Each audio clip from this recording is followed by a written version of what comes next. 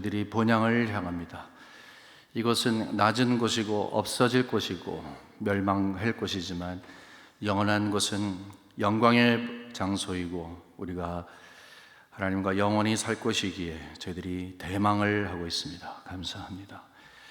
하나님 아버지, 이러한 마음을 갖고 있는 저희들, 그러면 어떻게 살까요? 나그네로 사는 것이 어떻게 살 때에 가장 하나님이 기뻐하시는 삶일까요? 자꾸 넘어지고 엎드려지는 이 세상에서 어떻게 하면 제대로 설 수 있을까요? 저희들의 자연스러운 질문입니다. 오늘 말씀을 통해서 저희들이 반드시 들어야 할 말씀을 주실 줄을 분명히 믿사오니 성령님 우리를 불쌍히 여겨 주시사 들리는 말씀으로 축복하여 주시옵소서.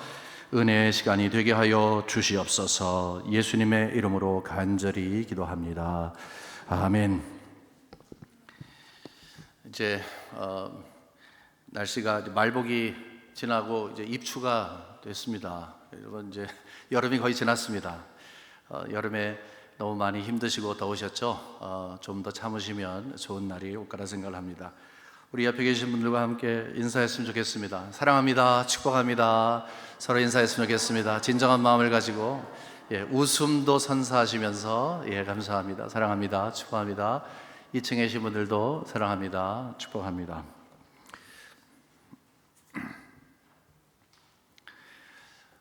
제가 신학교 가기 전에 굉장히 기대했던 것이 하나 있었습니다. 하나님에 대해서 제대로 교육을 받는 것이었습니다. 너무 당연한 일이라고 생각하시는 분 계실 거예요. 신학교에 가서 하나님에 대해서 배우는 게 너무 당연한데 무슨 일이냐. 그런데 거기에는 그만한 이유가 있었습니다. 고등학교 1학년 때부터, 그 여름 때부터 신앙적인 갈등이 시작이 됐어요. 회의가 들기 시작을 하고 의심을 갖게 됐습니다. 그래서 하나님이 정말로 계신가? 성경이 말하는 그 하나님이 정말로 사실인가? 우리 아버지가 목사인데 그분이 설교하는 그 말하는 그 하나님이 나의 하나님인가 하는 생각을 갖게 됐어요. 갈등이 끝난 것은 대학교 1학년 여름 방학이었습니다. 이제 그 후에도 하나님을 알고자 하는 그런 열망은 식어지지를 않았습니다. 지금도 그렇습니다. 아마 여러분 지금 이 시간에 하나님에 대해서 나는 확신을 갖고 있다라고 말씀하시는 분이 있는가 하면 그러지 못하고 혹시 종교적인 회의와 의심이 있는 분이 있는지 모르겠습니다. 내가 오늘 이렇게 확신이 있다 할지라도 내일 그 의심의 그림자가 우리를 넘볼 수 있습니다. 그래서 오늘 말씀에 함께 귀를 기울였으면 좋겠습니다. 하나님에 대해서 잘 설명을 하고 있기 때문인 것입니다. 이 시편 139편은 좀 긴 장인데 하나님에 대해서 아주 기가 막히게 정리를 해놓았어요. 성경 전체의 내용을 시편 한 절에, 한 장에 이렇게 요약해 놓은 것과 마찬가지입니다. 시간이 없어서 모두를 다 설명드리지 못하지만 시편 139편은 크게 셋으로 나눠지는데 첫 번째, 두 번째, 세 번째 이렇게 각각 잘 나눠지고 그 나눠지는 부분을 한 단어로 요약해서 설명할 수가 있습니다. 다시 말해서 세 단어로 설명할 수가 있어요. 근데 이 세 단어는 여러분이 굉장히 친숙한 단어입니다. 첫 번째 단어는 전지하신 하나님이다. omniscient 하시다. 모든 것을 다 알고 계시다. 하나님은 모르는 것이 없으시다 하는 그 하나님을 고백하고 있습니다. 또 두 번째는 무소부재하시다. 편재하시다.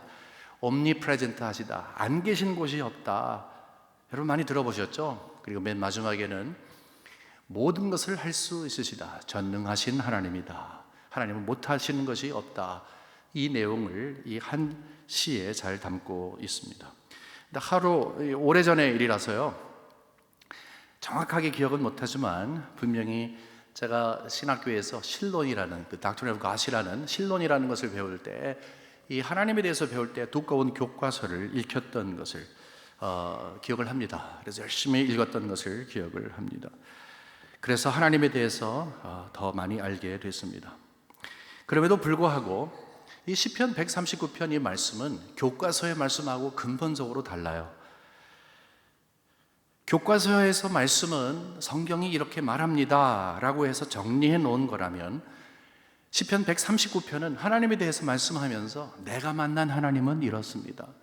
나의 삶 속에서 내가 체험한 하나님은 이렇습니다. 내 하나님은 이렇습니다 라고 하면서 매일매일 경험하고 있는 하나님을 소개하고 있는 것입니다.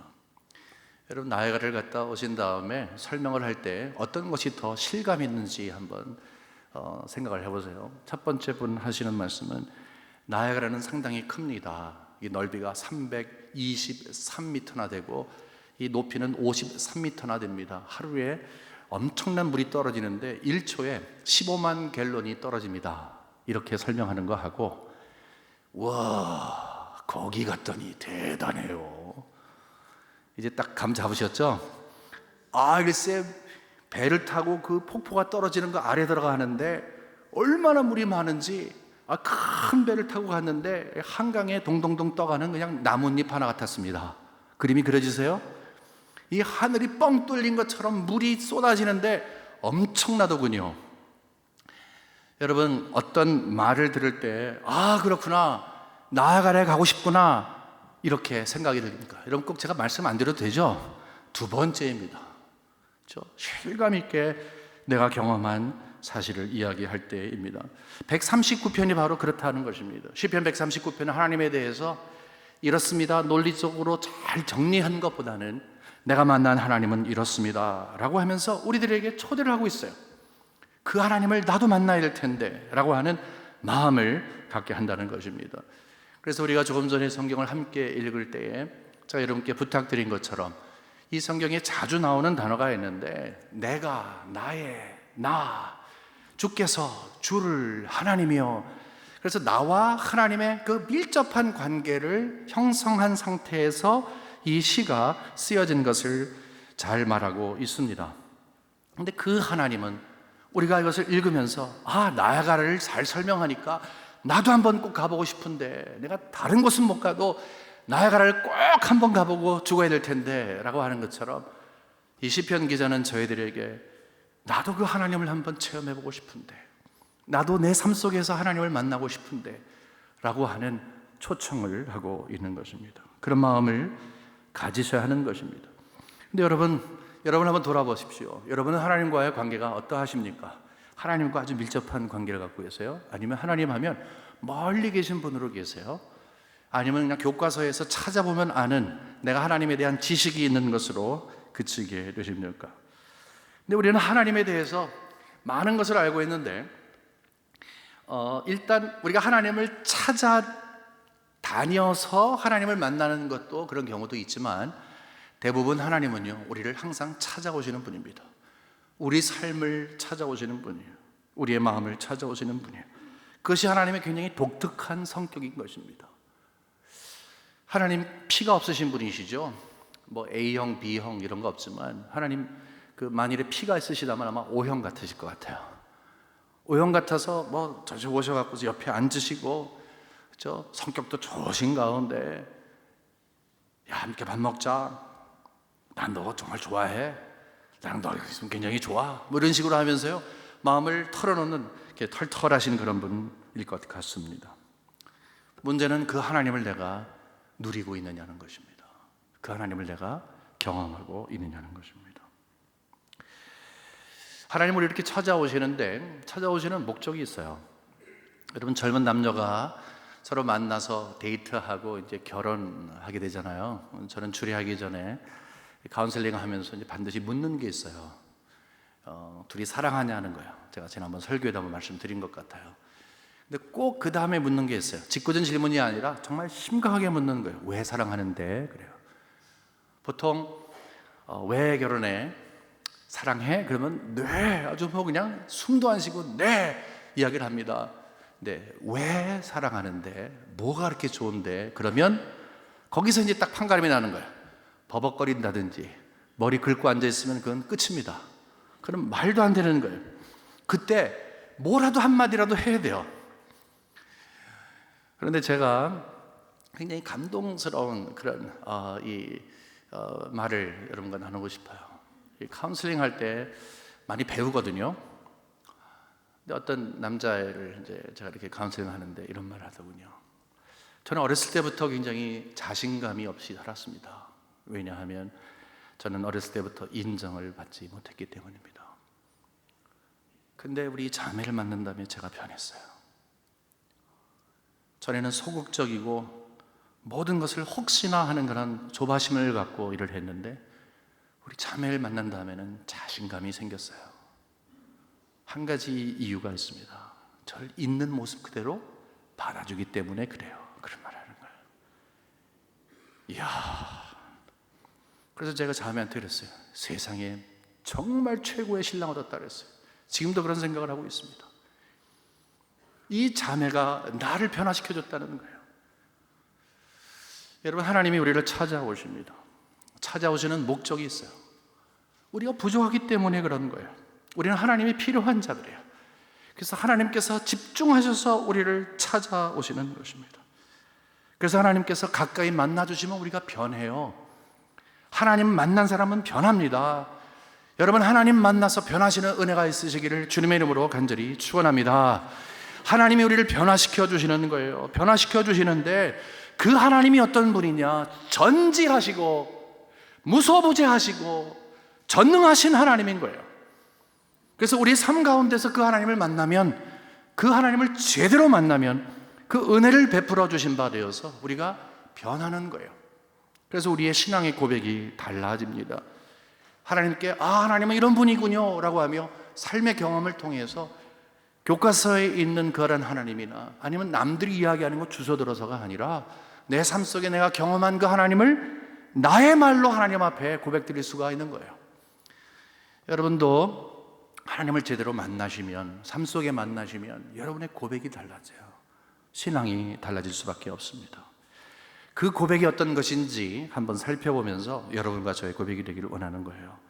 첫 번째는 이 덩어리가 셋이라 그랬잖아요. 첫 번, 두 번, 세 번 이렇게 전지하신 하나님이라고 했어요. 맨 앞쪽 부분인데 제가 요약해 드리면 바로 이런 거예요. 하나님은 나를 살피시는 분이라는 거예요. 얼마나 잘 살피시는지 내 생각도 아시고 내 행동도 아시고 앞으로 일어날 것까지도 아신다는 거예요. 여러분, 안다는 것은 관심이 있다는 거예요. 살피기 때문에 아는 거예요. 눈을 돌리고 등을 돌리면 제대로 모르는 거예요. 하나님은 나를 살피시는 분인데 항상 살피시는 분이고 모든 것을 살피시는 분이라는 것이죠. 그것이 전지하신 하나님에 대한 이야기입니다. 여러분들 이 말씀을 듣고 근데 어떻게 생각하세요? 저는 전지하신 하나님 생각하면 좀 불편해요. 굉장히 불편합니다.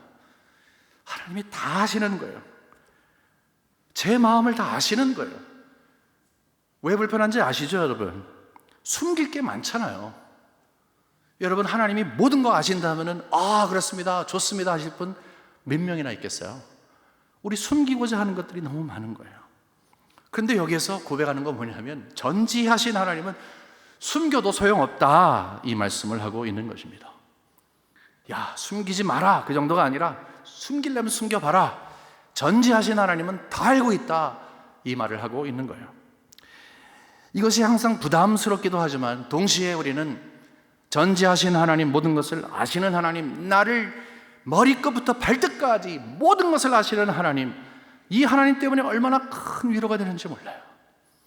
간혹 우리는 하나님 좀 알아주시기 바랍니다 라고 기도할 때가 있잖아요. 하나님 아십니까? 할 때가 있잖아요. 근데 전지하신 하나님이 안다라고 하시는데, 모든 것 안다라고 하시는데 얼마나 마음의 위로가 돼요? 여러분, 안심되지 않으십니까? 그 하나님께서, 모든 것을 아시는 하나님께서 바로 나의 하나님이 되시는 거예요. 그래서 여기 5절에 보게 되니까 이런 고백을 하고 있습니다. 주께서 나의 앞뒤를 둘러싸시고 내게 안수하셨나이다. 무슨 말이에요? 아예 24시간 이 감시 카메라를 킨 것처럼 내가 하나님을 절대 피할 수 없습니다. 바깥에 있으나 집에 있으나 뭘 할 때나 하나님은 아예 나를 둘러싸셨습니다. 나를 그렇게 보고 계십니다 하는 거예요. 여러분, 베이비가 점점 커지게 되면 한편으로는 참 기쁘지만 애가 클 때까지 좀 마음이 많이 졸일 때가 있어요. 우리 할아버지들, 할머니들 간혹 손주 보러 가실 때가 있는데 너무너무 힘들다고 이제부터는 절대 안 보겠다고 할 때가 있어요. 그 언제냐면은 처음에 걸어 다니기 시작을 할 때요, 모든 게 다 신기할 때요, 뭐 이렇게 주워 먹는지 몰라요. 이것저것 막 쑤셔보는 거예요, 무조건. 글쎄 그 위험한 전기 그런 것도 막 가까이 하고요. 아무 생각 없이 밀치고 당기고, 무슨 생각이 있나요? 눈을 뗄 수가 없는 거예요. 잠시 졸고 앉아 있으면은 꽝, 이게 무슨 사고가 나는 거예요. 우리 하나님께서 우리를 바라보실 때 그런 심정이 아닐까 생각합니다. 우리는 연약한 사람들입니다. 육체가 그렇고 우리의 신앙이 그렇습니다. 너무 쉽게 미끄러지고 넘어지고 자빠지는 것입니다. 24시간 하나님께서 감시 카메라를 달아놓으신 것처럼 많이 느끼신다면 여러분 도리어 감사하게 생각하십시오. 은혜입니다. 깝깝하게 생각하지 마시고 은혜라고 생각하세요.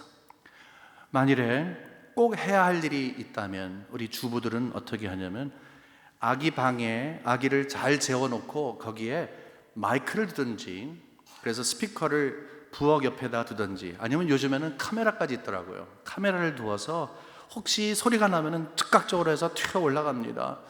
왜 그래요? 살피기 때문에 그렇죠. 하나님께서는 우리를 그렇게 살피시는 것입니다.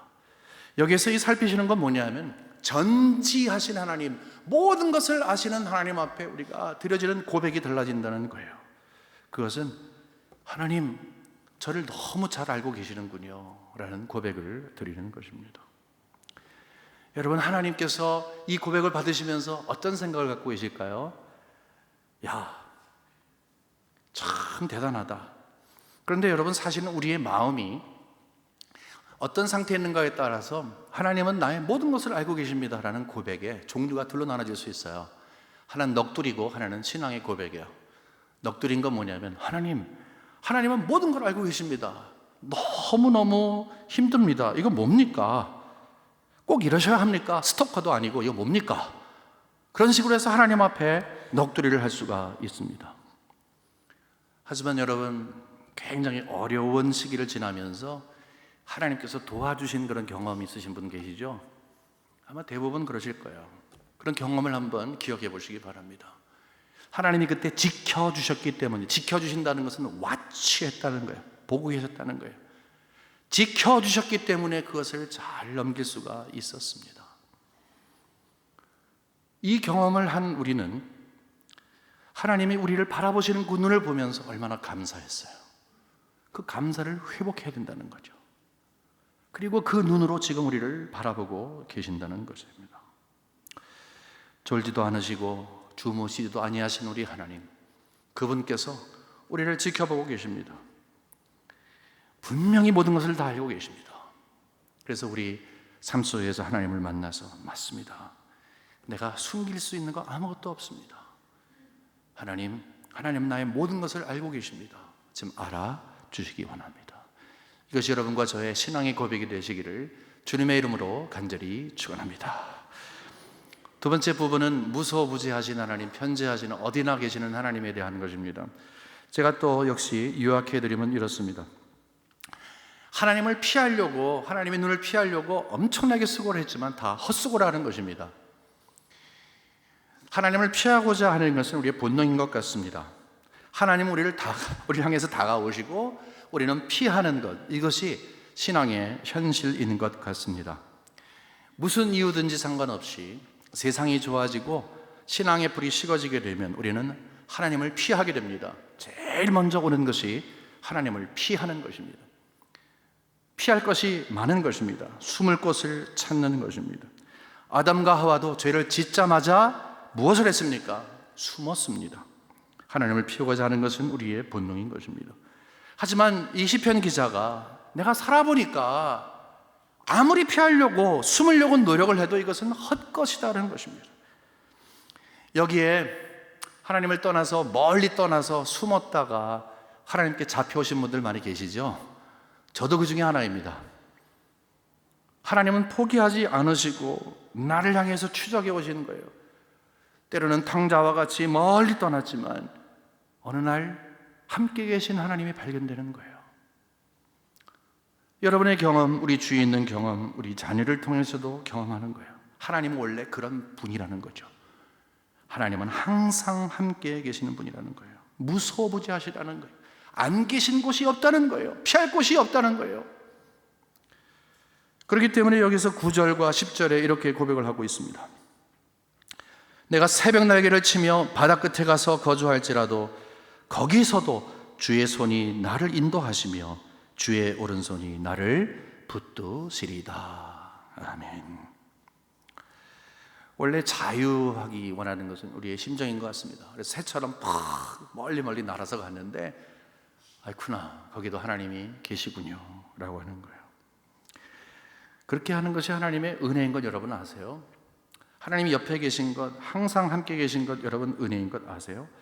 그래서 하나님은 안 계신 곳이 없습니다, 무소부지 하십니다 라는 이것을 고백한다면 우리는 고백드릴 것이 있는 거예요. 하나님은 항상 나와 함께 계시는군요. 이것을 고백할 수 있는 거예요. 삶에서 체험할 수 있는 거예요. 신앙생활 한다는 것은요, 우리를 포기하지 아니하시는 하나님을 매일 만나는 것입니다. 집요하게 그 자리를 지키시는 하나님을 믿는 것입니다. 우리가 아무리 떠나도 자리를 옮기시고 또 떠나도 옮기시는, 우리를 결코 포기하지 아니하시는 하나님을 만나는 거예요.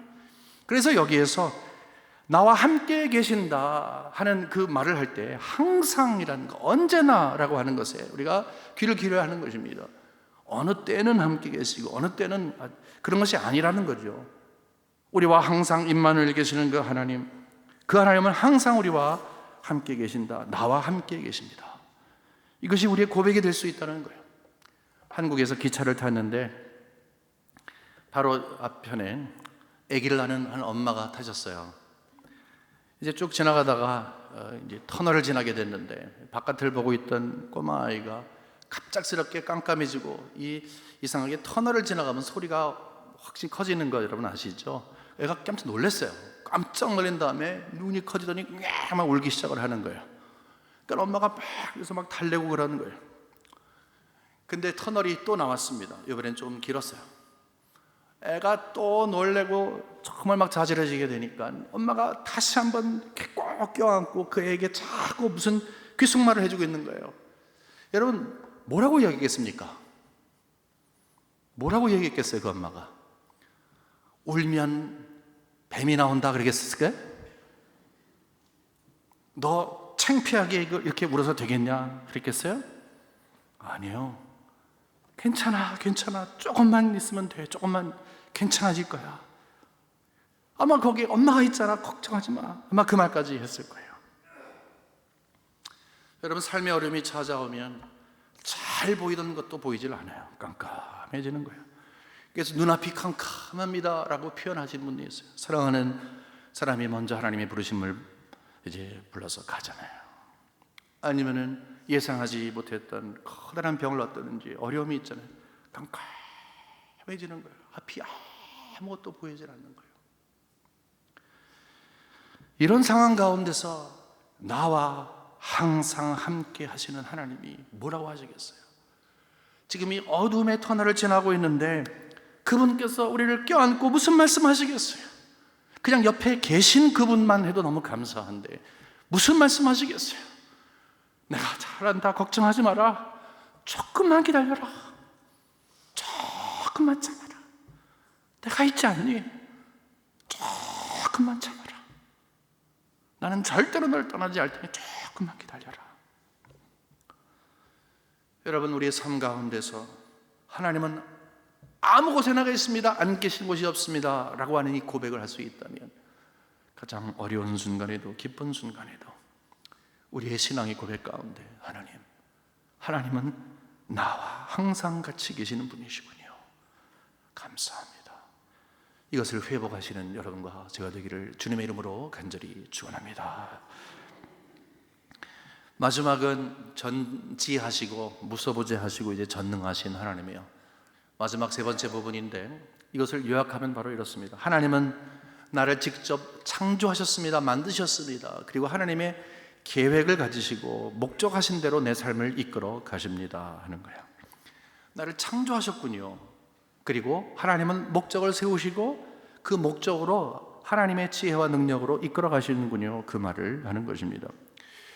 우리가 자주 부르는 찬송 가운데 나 같은 죄인 살리신 그 은혜 고마워, 그 찬송이 있어요. 여러분 그 찬송을 한번 깊이 한번 생각하면서 한번 불러보세요. 나는 죄인인데, 그냥 버려도 상관없는 죄인인데 하나님이 사랑하셔서 나를 선택해 주신 거예요. 굉장히 감격스럽죠. 수많은 사람들이 선택받지 못해서 마지막 날에 분명히 지옥에 갈 터인데 나를 선택해 주신 그 은혜가 있어요. 그거 생각하면 그냥 감사한 거예요.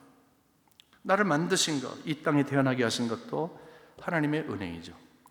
근데 그뿐만이 아니라 우리에게 직분을 허락하시기도 하시고, 때로는 우리에게 직장도 허락하셔서 우리가 할 일을 주시는 것입니다. 가정도 주시고 우리가 누리는 것을 하나님이 주세요. 근데 여러분, 이거 하나님께서 나에게 은혜를 베풀어 주셔서 나를 만드시고 나의 삶을 살게 하시는데 항상 감사합니까? 그러지 못해요, 사실은. 지치고 힘들 때 하나님 왜 저를 선택하셨습니까? 뭐 이렇게 말을 해요. 심지어는 내가 왜 이 땅에 태어났습니까? 이용복 씨가 옛날에 사랑하는 어머니 왜 나를 낳으셨나요? 이렇게 부른 것처럼요. 왜 하나님 제가 이 땅에 태어나게 하셨습니까? 하나님 왜 저를 부르셨습니까? 정말 힘듭니다. 힘들어서 포기하고 싶습니다 라고 고백드릴 때가 있어요. 저뿐이겠습니까? 우리 모두가 하나님께 드리는 하소연이에요. 그런데 창조하셨다니까요. 목적을 세우셨다니까요. 그리고 목적대로 이끌어 가신다니까요. 그래서 17절에 보면 이런 고백을 하고 있습니다. 하나님이여, 주의 생각이 내게 어찌 그리 보배로운지요. 하나님의 생각 그 수가 어찌 그리 많은지요. 하나님의 생각을 내가 헤아려 보니까 너무 많고 너무 보배롭다는 거예요. 분명하다는 말씀인 거예요.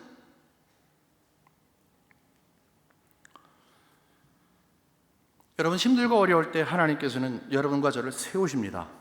근데 세우시는 방법을 분명히 알아야 돼요. 말씀으로 세우십니다. 하나님께서 말씀을 저희들에게 허락하십니다. 우리가 외롭고 힘들 때에, 힘들어해서 포기하고 싶을 때에 하나님이 왜 나를 버려두시나 라고 생각을 할 수가 있어요. 아니에요, 여러분.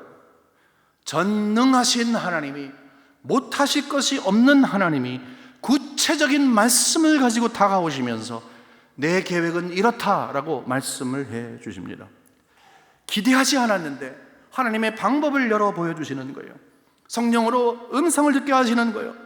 전혀 생각하지 몰랐던 건데 이 환경에 가장 적절한 말씀을 허락해 주시는 거예요.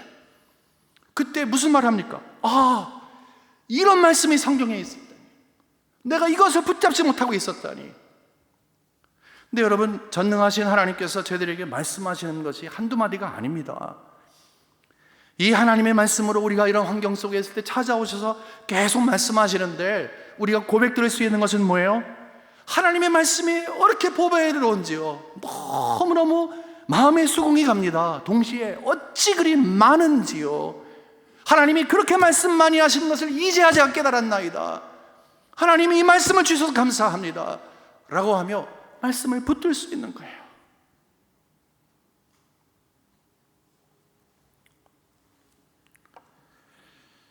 하나님께서 이렇게 우리를 찾아오셔서 말씀하시는 것은요, 공수표 아닙니다. 책임지시겠다는 거예요. 그 이유는 능력이 있으시다는 거예요. 나의 갈 길 다 가도록 내 길 인도하시니, 고백할 수 있는 것은 그 길을 인도하시는 능력자라는 거예요. 전능하신 하나님이라는 거예요. 그래서 전능하신 하나님을 제대로 만나면 우리의 신앙의 고백이 달라져요.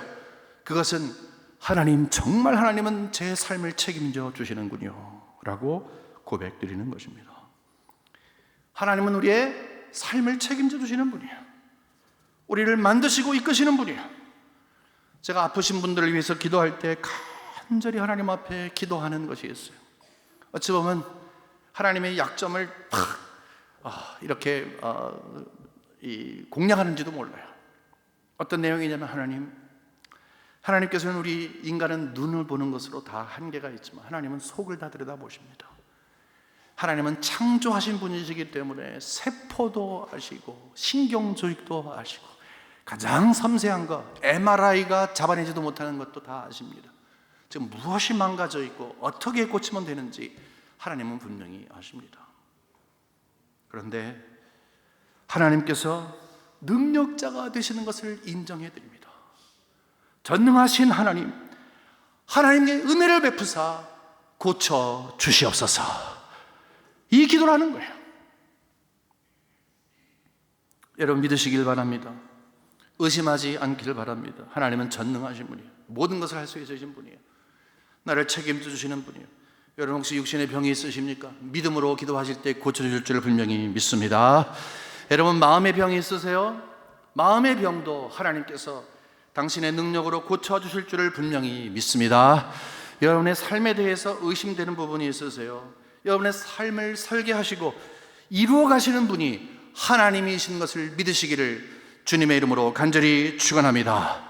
주의 교회도 마찬가지입니다. 주의 교회도 하나님께서 분명히 하나님의 뜻이 있으므로 그 뜻을 우리에게 밝히 보여주시고 하나님의 말씀으로 이 교회를 주도해 나가실 것을 믿음으로 믿으시는 여러분 되시기를 주님의 이름으로 간절히 축원합니다. 하나님은 우리의 삶을 책임져 주십니다. 전능하신 하나님이 우리에게 약속하신 것입니다. 말씀을 맺겠습니다. 간단히 맺겠습니다. 오늘 우리는 세 가지의 신앙 고백을 얻었습니다. 전능하신 하나님, 전지하신 하나님, 모든 것을 알고 계시는 하나님이 나를 잘 알고 계십니다. 무소부지하신 하나님, 안 계신 곳이 없으신 하나님, 하나님은 항상 나와 함께 계십니다. 전능하신 하나님, 모든 것을 할 수 있는 하나님이 나의 삶을 책임져 주십니다. 문제는 이제부터인 것입니다. 여러분 말씀을 들으시면서 이미 하나님께서 여러분의 마음을 열어주셨겠지만 이 시간 마음을 한번 열어보시기 바랍니다. 여러분들의 마음의 상태는 어떠하십니까? 마음의 상태라는 것은 지금까지 어떤 삶을 살았냐는 거예요. 여러분들 가운데는 전혀 하나님을 만난 경험도 없고 관심도 없던 분도 있으실 거예요. 그리고 오늘 이 말씀을 들으면서 나도 그 하나님을 누리고 싶다, 그분이 나의 하나님이신데 내가 참 그분을 누리고 싶다라고 생각하는 분도 있으실 것입니다. 또 여러분 가운데는 노력을 하지만 더 힘이 필요합니다, 더 용기를 주세요 라는 마음을 가진 분도 있으실 거예요. 여러분의 상태가 어땠든 하나님께서 오늘 말씀을 주시면서 우리에게 귀한 은혜의 초청을 하십니다. 지금까지의 것은 지금까지의 것이지만 정말로 중요한 것은 현재의 마음이다. 현재의 마음이다. 만일의 마음속에 정말로 그렇습니다, 이 하나님을 제가 경험하고 싶습니다, 누리고 싶습니다, 이 신앙의 고백을 제가 삶 속에서 구체적으로 체험적으로 드리고 싶습니다. 정말로 하나님이 나를 아시는 분이시군요, 하나님은 정말로 나와 함께 계시는 것을 고백드리고 싶습니다, 그리고 하나님이 나의 삶을 책임지시는 것을 정말로 경험하고 싶습니다 라는 그런 마음이 있으세요? 마음만 오르면 됩니다. 그럼 이런 기도를 드릴 수 있어요. 주님께서 이 마음을 아십니다. 주님께서 이 마음을 아십니다. 과거의 삶을 묻지 않으시고 미래를 함께 열어가길 기뻐하시는 하나님께서 정직한 마음을 요구하십니다. 여러분의 마음이 정직해야 합니다.